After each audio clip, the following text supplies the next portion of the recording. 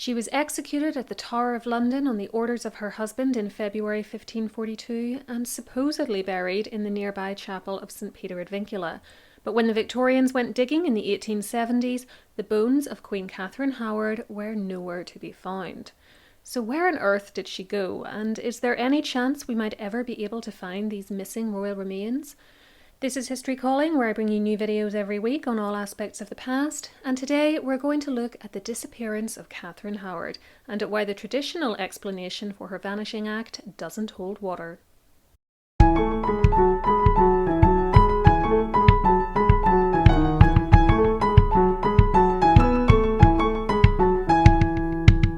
Katherine Howard was Henry VIII's fifth and youngest queen. Most likely born between 1521 and the autumn of 1523, she was therefore between 16 and 19 when she married Henry in July 1540, and between 18 and 21 when he had her executed on the morning of the 13th of February 1542. The reason for her death was the king's anger upon finding out about her premarital and possible postmarital relations with several men called Henry Manox, Francis Derham, and Thomas Culpeper. She wasn't the only one to suffer for her supposed transgressions. Culpeper and Derham had already been executed on the 10th of December, and on the same day that Catherine was killed, so too was her lady-in-waiting, Jane Boleyn, Dowager Viscountess Rochford. She was the widow of Catherine's cousin, George Boleyn, and therefore sister-in-law to Catherine's other cousin, Anne Boleyn, and had been accused of helping the young queen in her extramarital liaisons with Culpeper. We don't have any pictures of Jane Boleyn, however, if you'd like to hear me dismantle the theory that this Hans Holbein drawing depicts her and tell you who it actually shows, I'll leave the relevant video linked on screen and below for you. I already have a video which looks at Catherine and Jane's executions in great detail, so make sure you check that out after this one, as I'm just going to be giving a quick overview of the young queen's demise today so that we can move on to the story of her remains, a topic I've been wanting to take a proper look at for ages, and today is finally the day. We only have one eyewitness account of her execution, written by a man named Otwell Johnson in a letter to his brother John 2 days after the event. It confirms that the women were killed, quote, within the tower, but gives no details as to their burial. Spanish ambassador Eustace Chapuis was not present at their deaths, but he was generally well informed on such matters and confirms the location was on the Tower Green, explicitly stating that they were killed on the same spot as Anne Boleyn, which would be here in between the modern-day Jewel House and the White Tower. He also tells us that Catherine was killed first and that they died by the axe. The French ambassador, Charles de Marillac, also not actually present, said the same. But what of the burial? On this, Chapuis and de Marillac are silent. The Spaniard says that after death, Catherine's body, quote, had been covered with a black cloak. The ladies of her suite took it up and put it on one side. But that's all we get from him. Fortunately, we do have another source which is more forthcoming. This is the Chronicle of the Greyfriars of London, written by an unnamed member of an English religious order. He says that the 13th day of February was the Queen Katherine and Lady Rochford beheaded within the Tower and there buried. There is also another anonymous source, informally called the Spanish Chronicle, because it was originally written in Spanish, though its full title is actually the Chronicle of King Henry VIII of England, and it was translated and published by Martin Hume in 1889. It says of Catherine's remains that she was carried to the Tower Church and buried near Queen Anne, which can only mean the chapel of St. Peter at Vincula. I can't emphasise enough, though, what a lousy source this is. It is absolutely full of errors and cannot be trusted at all. It gives a completely fabricated and scandalous final speech to Catherine that none of the contemporary sources bear out, says that Culpeper, who had been dead for months, was killed after her, and insinuates that she died upright on her knees like her cousin Anne, rather than with her head on the block. In fact, we know that Catherine definitely did die on a block because she famously had it brought to her the night before to practice laying her head on it. The Spanish Chronicle should not be relied upon for any information about her death. Its writer likely just made an educated guess based on what had happened to Anne and got lucky. The reason we can be confident that the women never left the Tower is because of the Greyfriars Chronicle. Now, the Chronicle of the Greyfriars of London doesn't specifically say the women were interred in the chapel of St. Peter at Vincula, never mind right next to Anne. But equally, there is no record of Catherine or Jane being buried anywhere else.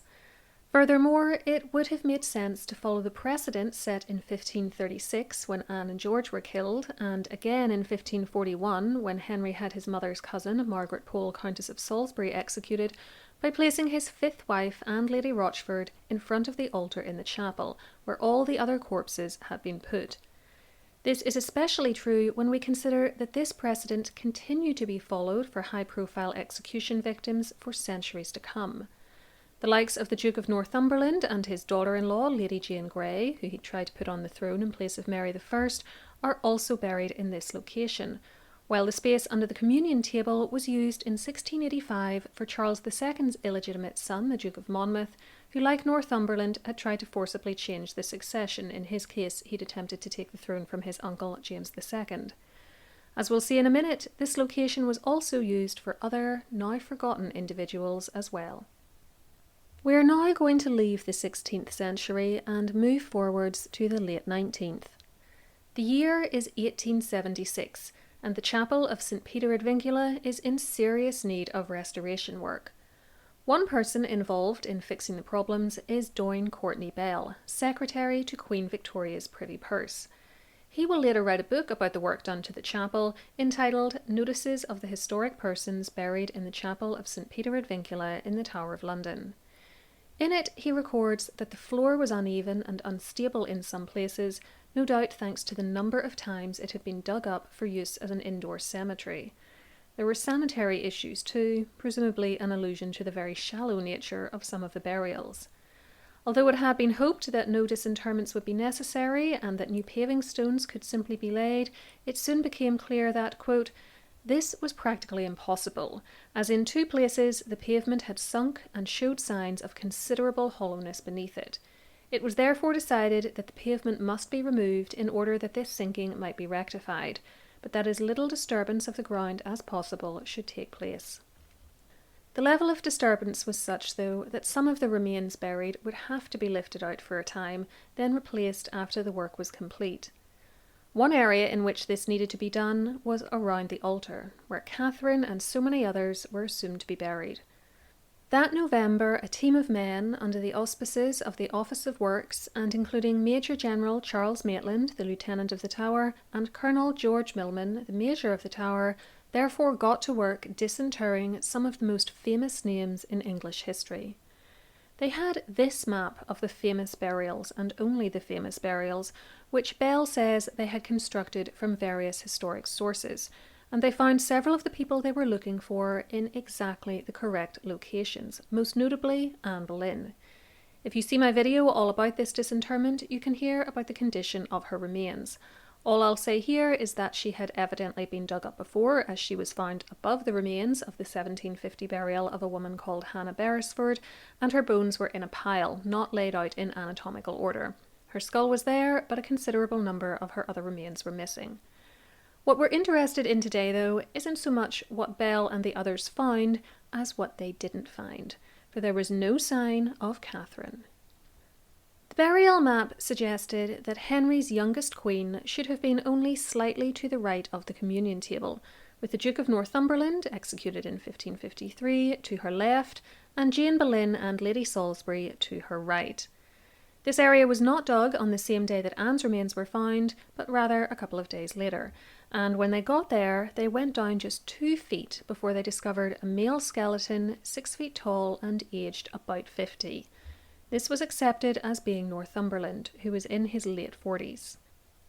Nearby, to the southeast, the remains of 2 females were found close to one another, but in separate piles, and with many bones missing.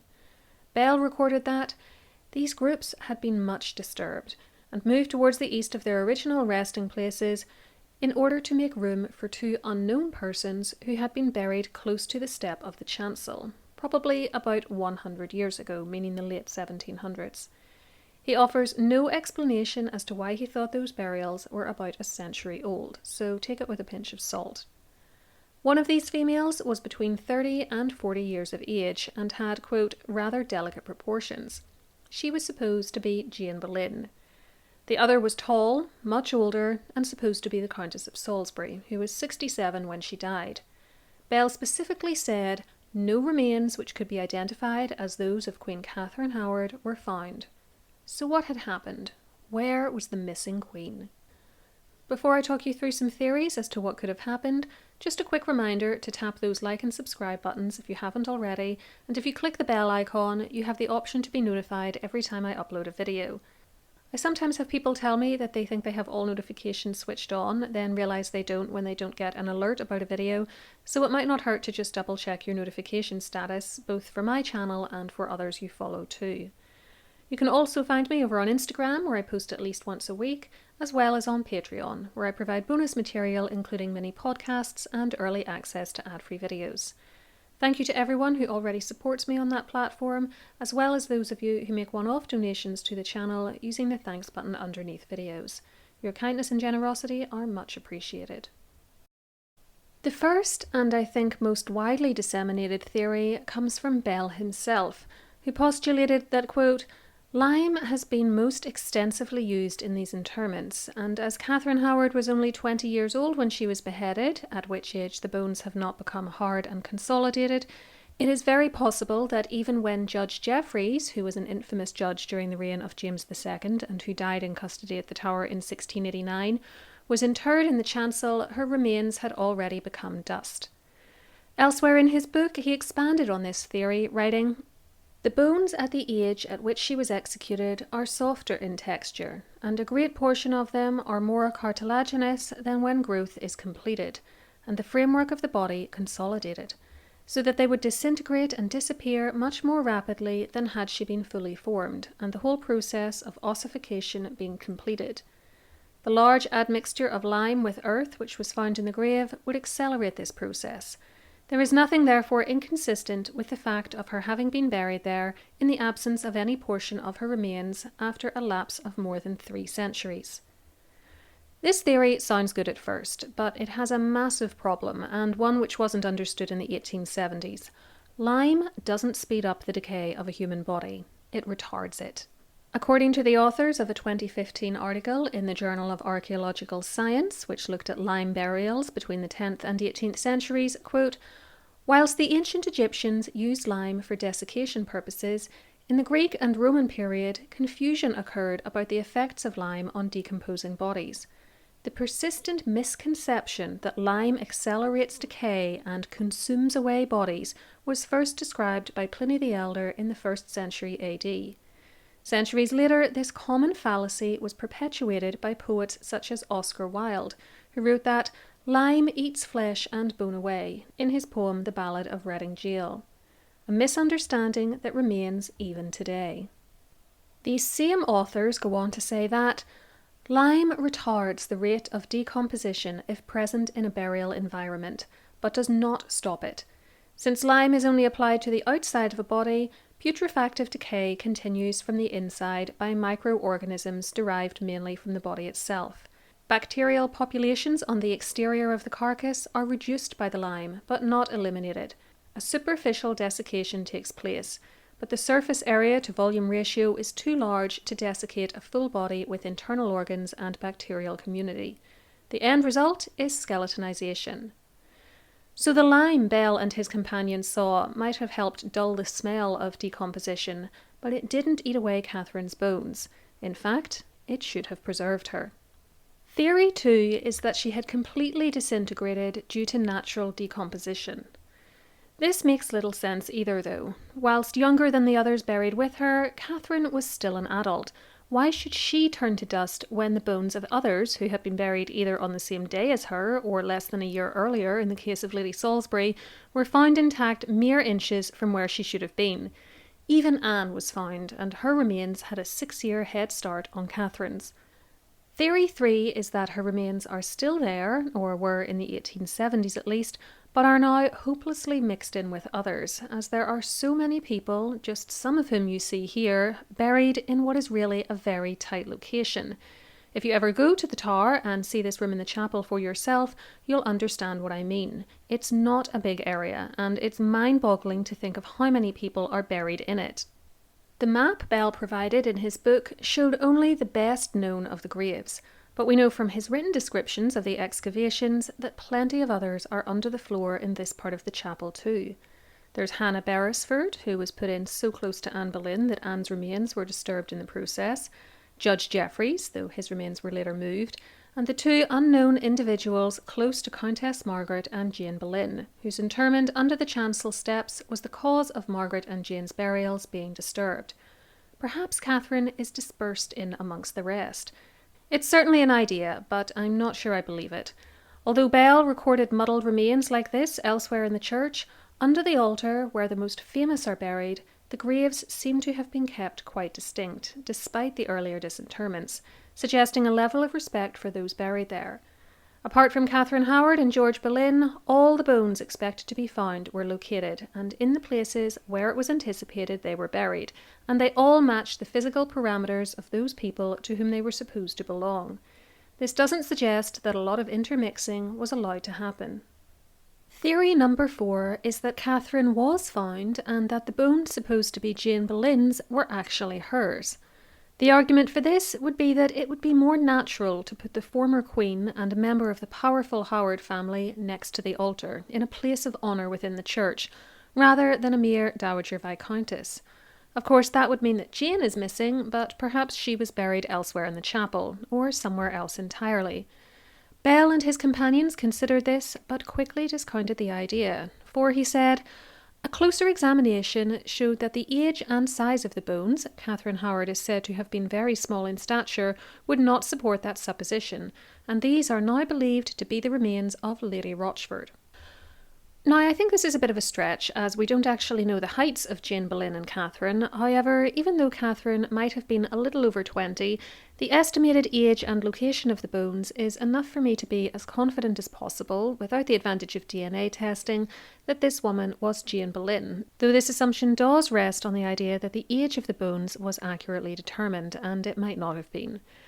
Still, it would seem natural to bury Jane near her husband, and sensible too, as burying her elsewhere would have entailed opening up 2 graves instead of just 1, greatly adding to the workload of those charged with laying these 2 women to rest.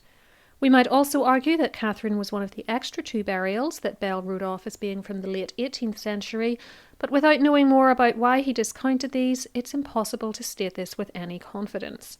Were they males, for instance, or did they have grave goods with them that indicated a much later burial? I just don't know. Theory 5 is that it is Catherine and not Jane who is buried elsewhere in the chapel. Why put Jane near the altar and not Catherine, though? And again, in order to do so, one would have to open up 2 graves, and there was very little reason to do that. Although the space near the communion table is stuffed full of bodies nowadays, that wasn't the case in 1542. At that time, only 3 people, Anne, George and Margaret, were mouldering away under the floor in that spot. There was plenty of room for both women, as is proven by the fact that so many others were later buried there too, even before bones started being moved around to make way for additional interments. Theory 6 is that Catherine is buried exactly where we think she is, and the excavations simply didn't come across her remains. In other words, she lay just outside the area dug up and surveyed, or possibly so deep that she wasn't located, although given how shallow Lady Salisbury and Rochford lay, that seems unlikely. She could well have been missed, though. George Boleyn's bones weren't found either, but in that case, Bell felt they might be just outside the area examined. Theory 7 is that she was never buried in the chapel at all. No contemporary source gives it as her specific burial place. We're not trusting the Spanish Chronicle, remember, and the Greyfriars chronicler, whoever he was, just said the 2 women were buried within the tower's walls. So could Catherine have been buried elsewhere in the complex? It seems unlikely, to be honest. When there was already an established pattern of burying prominent execution victims in the chapel, why use another location? And besides, the bones of Jane Boleyn do seem to be in the expected place. I think too that had one or other of them been interred elsewhere, it would have raised a comment, specifically because a church burial in the chapel would have been the expectation. Plus, as I've already mentioned, if Catherine is elsewhere, it would have been a lot of extra work for the gravediggers, and it would have meant another location within the tower was stinking with the smell of a decomposing body, rather than just the chapel. Catherine's ladies-in-waiting may have had the job of moving her corpse too, and it would have been a lot to ask to have them carry her much further away than the church. Finally, though it's hardly conclusive evidence, tradition has never associated her burial with any other location, even despite the fact that her remains can't be found, and her name appears on the later memorial plaque inside the chapel, though funnily enough Jane's doesn't, but I think that might have been a genuine oversight. Catherine has even been given an octagonal grave marker in the floor near the altar, just as the other famous people buried there have too. The eighth and final theory I'm going to offer you is that Catherine was buried where Bell and his companions expected to find her, but sometime in the 334 years between her death and their excavations, her bones were disinterred and taken away. Perhaps this was to put her somewhere else in the chapel to make room for other burials, like the two unnamed individuals who lie so close to Jane and Margaret, or perhaps she was the victim of grave robbers who took her for their own sick reasons.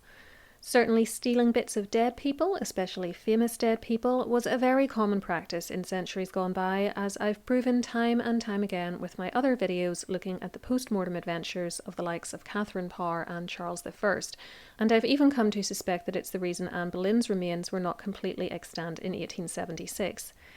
It's one thing to take a vertebra, a tooth or a finger bone though, and quite another to disinter and remove an entire skeleton. We would have to ask, why would anyone do this? And if they did want to, why Catherine and Catherine alone? If the grave was opened up to put another person in and it was discovered there was no room for them, why not just stop and open up a fresh grave for that other individual? Why move the current occupants? If grave robbing was the motive, why not take Anne, arguably the more famous of the two, or any of the other well-known names in the vicinity? A complete disinterment and removal seems unlikely to me, and it would have been difficult to do with no one noticing or passing comment on it. So what do I think happened? Well, in my experience, the simplest explanation is usually the correct one, and so if I was going to bet on it, I would say that Catherine's still in the chapel, because I think that's the likeliest place for her to have been buried, and just located in a slightly different position to what was expected, leading her grave to be missed during the Victorian renovations. As for whether we could ever find her again, theoretically, yes, if a team of professional archaeologists went and tore the floor of the chapel apart and were able to run DNA on all the bones found until they get a female from the correct time period who is a first cousin of Anne Boleyn, but let's be realistic, that's never going to happen. The chapel is a royal peculiar, meaning the monarch has to give permission for the remains held within it to be interfered with, and no monarch is going to sign off on something so invasive. Perhaps if the floor needs further renovation work in the exact area where Catherine is lying, we might stumble across her by accident, but I can't see it happening in any other way. I'm interested to hear what you think about this little Tudor mystery though. What do you believe has happened to the remains of Katherine Howard? Do you buy into any of the theories I've come up with for you, or do you have another one of your own? Let me know in the comments below, and if you want to hear more about the Tudors or delve into some more corpse stories, try one of these options next. I'll be back next time with a new video, and until then, keep learning.